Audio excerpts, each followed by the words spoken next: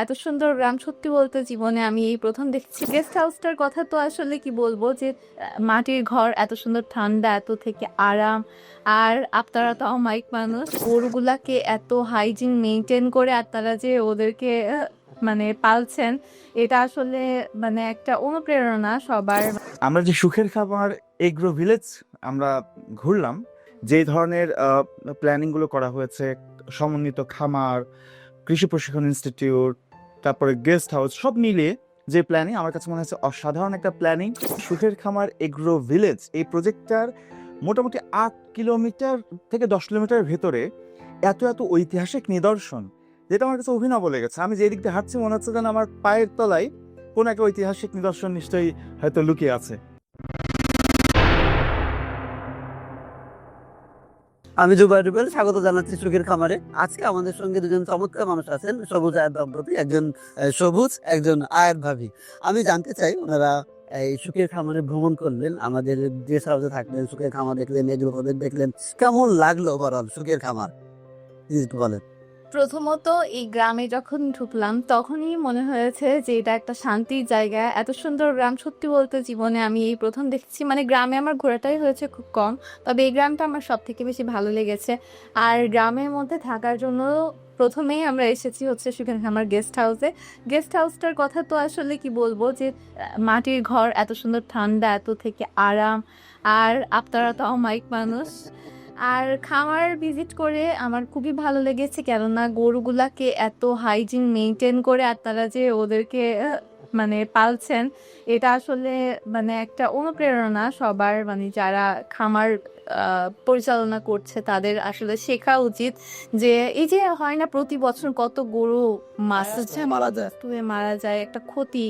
তো আমার কাছে মনে হয় যে জোবায়ের ভাই যেভাবে খামার মেনটেন করছে, এটা মানে একটা অনুপ্রেরণা, আসলেই তার কাছ থেকে শেখা উচিত। বাকিটা তুমি বলো।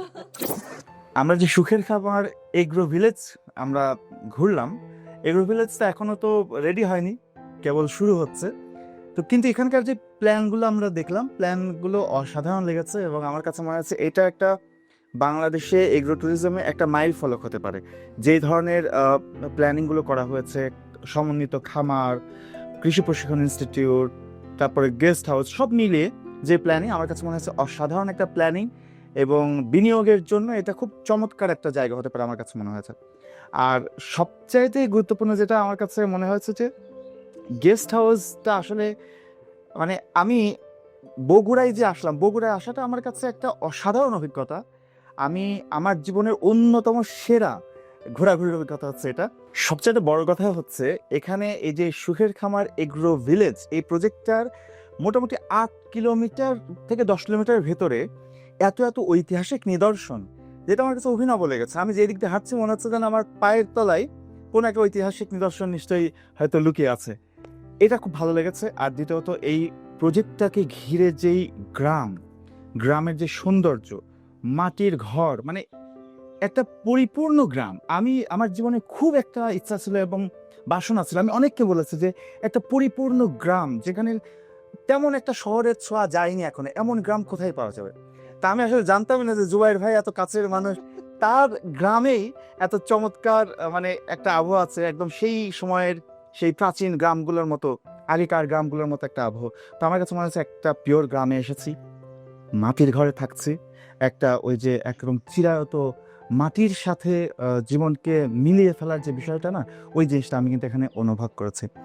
আর যদি বলতে হয় প্রজেক্ট নিয়ে, খামার নিয়ে, যেহেতু খামারে আমাদের অলরেডি বিনিয়োগ আছে, এগ্রো ভিলেজে তো বিনিয়োগ হলো, তো খামারের যে বিনিয়োগের আমাদের যে অভিজ্ঞতা এতদিন ছিল, এইবার আমরা খামার পরিদর্শন করে আমাদের আসলে মানে ফিলিংসটা একটু অন্যরকম। আর যেটা বললাম, আমরা আলোচনা করছিলাম যে এত নিট অ্যান্ড ক্লিন একটা গরুর খামার যে এত নিট অ্যান্ড ক্লিন হতে পারে। এবং আমি এটা শেয়ার করি একটু আমাদের এই কন্টেন্টে।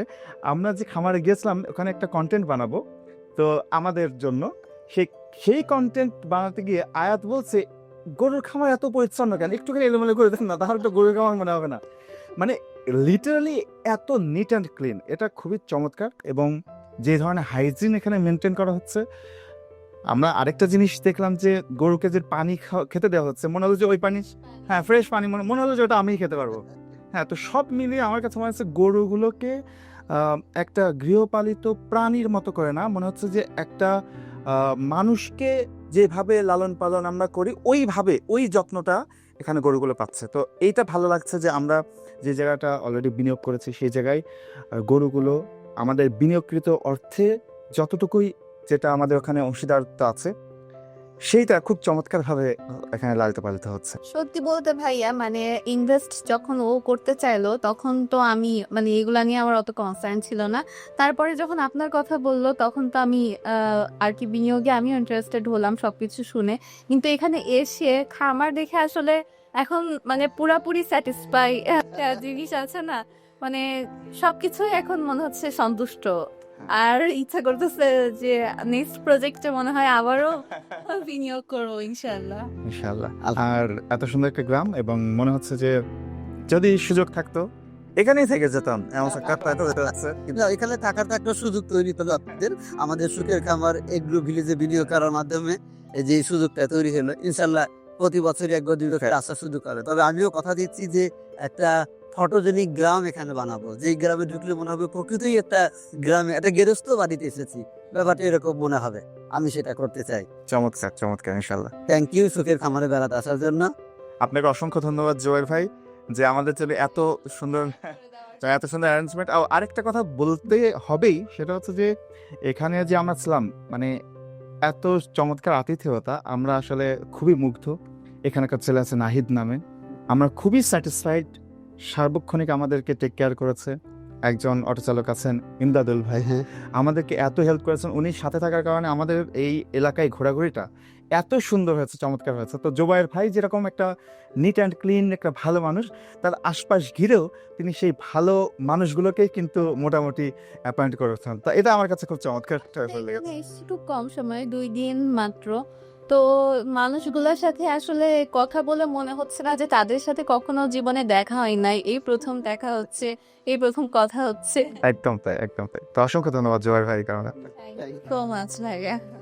Thank you. আসসালামু আলাইকুম।